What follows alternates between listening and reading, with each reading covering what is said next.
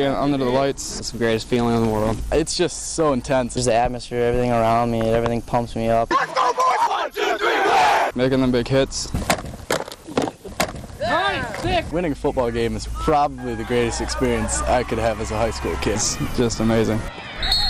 As you can see, players are just itching to get back on the gridiron this season, especially those kids at Alpena. Yeah, Jason Doobie's struggling in his first 2 seasons as head coach, but he's hoping that this is the year they can turn things around. It won't be easy, though. Alpena hasn't won more than 3 games in a season since their first ever playoff appearance back in 2004. The Cats lost 18 seniors from last year's squad that went 1-4 in Big North play, meaning plenty of new faces will see action for the green and white this season. Among the lost, all-time leading rusher Austin Leak and all-time passing leader Josh Campbell. Doobie knows he's facing an uphill battle, and he thinks finding balance in his offense will be the key. We have to have balance. So, I mean, it's not something where you can run 90% of the time and throw 10% in our league, because the coaches are too good and they'll game plan for that. So, you know, I always like to keep that 60-40 balance. You know, we run 60%, throw 40, and depending on the schedule, it's, you know, you go from game to game. While Alpena may be lacking in skill players, the Wildcats are strong in the trenches. Doobie plans to restructure his offense to play to its strengths. We have a lot of depth, I think, on the both lines, offense and defense, and you know, we might have 20, 25 kids, you know, that rep in there, and there's going to be some good competition for some spots. I think this team's going to be a little bit different than last year's team. Last year we had a lot of skilled kids and threw the ball a lot, and but I think it's going to be exactly opposite. This year I think we're going to be a lot better up front on both sides of the ball. Let's head northbound on US 23 and turn west into the Ski Valley, where we find a couple of Cardinals, both looking to fly a little higher this season. That's right. Both schools finished near the bottom of the conference in 2010, but Onaway and Joburg have a lot to look forward to. Let's start with the Onaway Cardinals. They finished last year's campaign 2-6. They had some struggles off the field that didn't help their performance on Friday nights, mainly eligibility issues. The Cards were also pretty young, with only 5 seniors on their roster. This year could be totally different for Earl Flynn's team. They've got 10 seniors this time around. The class has been playing together for a long time, and that chemistry could reap big rewards on the gridiron. Be senior heavy for the first time in 5-6 years, which will be nice. These kids are pretty united with each other. We've all been together. We've played together since 5th grade. I mean, really, and so we're all kind of friends, and we got chemistry that's good. Getting along with your teammates is obviously important, but it doesn't win ball games. The Cardinals lost their 3-year starting quarterback Corey Grossman and running back Derek Nowak due to graduation. If Onaway wants to challenge Mansalona and the other Ski Valley powerhouses, they'll have to fill those shoes, and fast. I just want to lead by example. Just be a leader, I guess.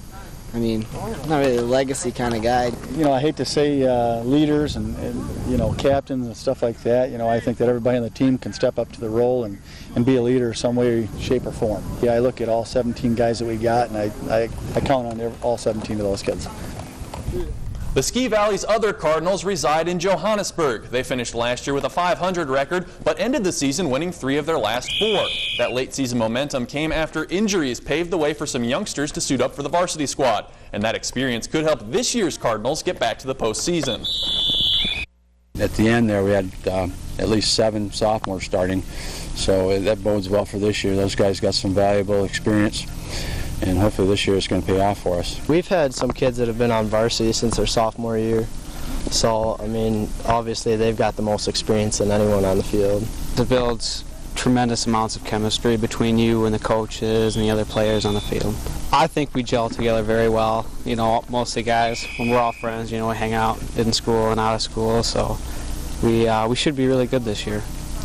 But according to both sets of Cardinals, the rest of the Ski Valley Conference should be pretty good too, meaning Onaway and Joburg could have their work cut out for them to improve in this year's standings. There's obviously some teams that are pretty good this year. I'm sure Mansalona is going to be good. Indian River beat us last year. Forest Area beat us last year. But, you know, it's hard to say until you really see them play, you know, where everybody's at. On to our only Straits Area Conference team, Rogers City. The Hurons will be joining the Ski Valley next year, but for now they're worried about putting a winning season together. First-year head coach Joe Fairbanks is taking over a 4-5 team and completely changing their offense. They'll be running the spread, a system the Huron players are buying into. Well, I like the new offense. I think it plays to our strengths a lot better than in previous years, so I enjoy that. It takes a little bit of work, but that's what football is, it's work. I think at the skill positions we're fast enough where we should be able to run around anybody. I mean, we should find holes and bust through them and have big plays.